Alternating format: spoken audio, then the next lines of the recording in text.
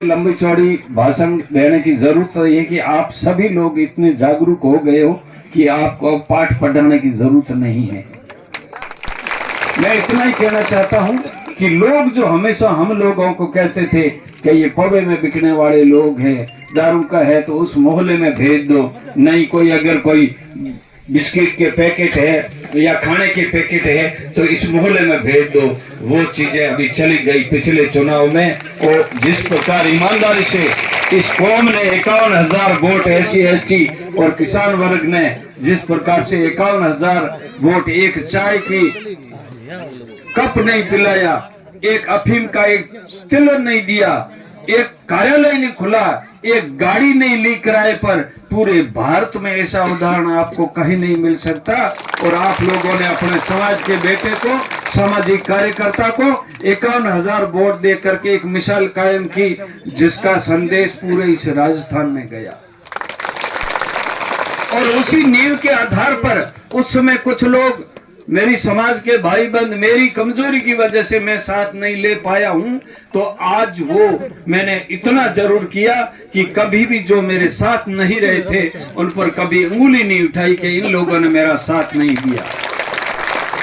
और आज हम पूरे समाज के लोग, पूरे अल्पसंख्यक भाई, पूरे SC/ST, पूरा अल्पसंख्यक और किसान वर्ग एक मंच पे आया हुआ था। ये बाबा साहब का सपना था और ये हम लोग भी सपना लेकर के चले, SC/ST OBC माइनॉरिटी एक मंच पे आवे। और जो हमारे महापुरुषों के द्वारा जो दिया गया है संदेश कि तुम जाकर के अपनी दीवारों पर लिख दो कि हम इस देश के शासक हैं।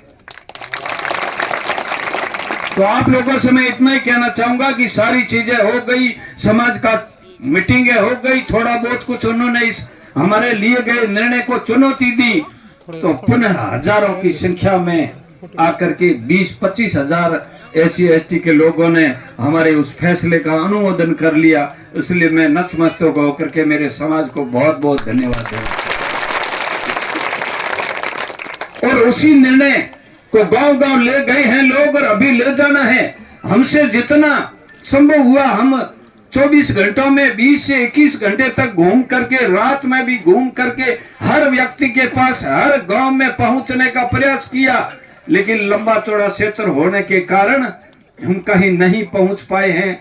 तो हमें आया समझना ये समाज के इज्जत की बात है, ये समाज के मान की बात है, समाज की एकता की बात है, समाज के स्वाभिमान की बात है।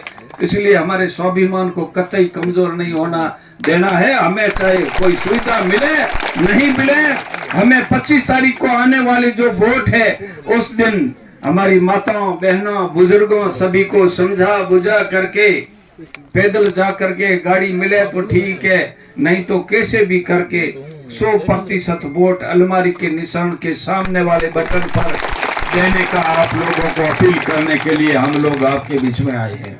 मैं समय नहीं लूंगा ज्यादा, क्योंकि अभी जो टाइम था उससे भी 2 घंटे लेट हो गए, जो यहाँ से करीब करीब 100 किलोमीटर दूर है। तो मैं इतना ही कहूंगा कि मेहरबानी करके आपके बेटों की इज्जत आपके हाथ में है और इस कौम की इज्जत आपके हाथ में है। जयसिंदर स्टेशन से लेकर के यहाँ पूरे आसपास के जो भाई पधारे हुए हैं उनसे निवेदन है कि हमारा वोट एक भी अलमारी से बाहर नहीं जाना चाहिए। अगर हमें कोई फायदा होना था तो 45 साल तक हम एक चिन्ह पर वोट देते आए, उससे हो गया। उसकी एवजी में हमने वोट दिए, उसकी एवजी में हमें क्या मिला मैं उसके ऊपर नहीं जाना चाहता हूं। सामान्य अमीन साहब बुजुर्ग हो गए हैं।